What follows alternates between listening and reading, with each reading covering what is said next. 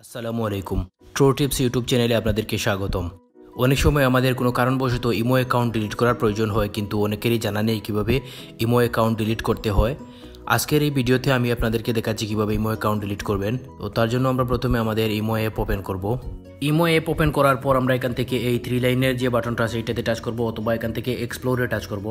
যে কোনো একভাবে আমরা সেটিংসে গেলে হবে। তো তারপর এখান থেকে এক্সপ্লোরে টাচ করার পর এখান থেকে মোরে টাচ করব। তারপর এখানে দেখতে পাচ্ছি সেটিংসে টাচ করব।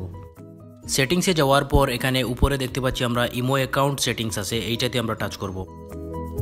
তারপর এখানে দেখতে পাচ্ছি আমরা চেঞ্জ ফোন নাম্বার আছে, ডিলিট ইমো অ্যাকাউন্ট আছে, তারপর রিকোয়েস্ট অ্যাকাউন্ট ইনফো, তারপর আছে চেঞ্জ নিকনেম। আমরা এখান থেকে ডিলিট ইমো অ্যাকাউন্ট এটাতে টাচ করব, সেকেন্ড যে অপশনটা।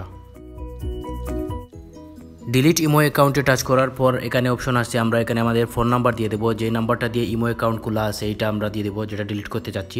তো আমি এখানে এই ইমোর নাম্বারটা দিয়ে দিচ্ছি। নাম্বার দেওয়ার পর আমরা এখান থেকে এই ডিলিটে টাচ করব, উপরে ডিলিট আছে যেটা। তারপর এখানে একটা ফিডব্যাক দেওয়ার জন্য অপশন আসছে, আমরা চাইলে এখান থেকে একটা ফিডব্যাক টাইপ করে দিতে পারি, অথবা আমরা ডিলিটে টাচ করব।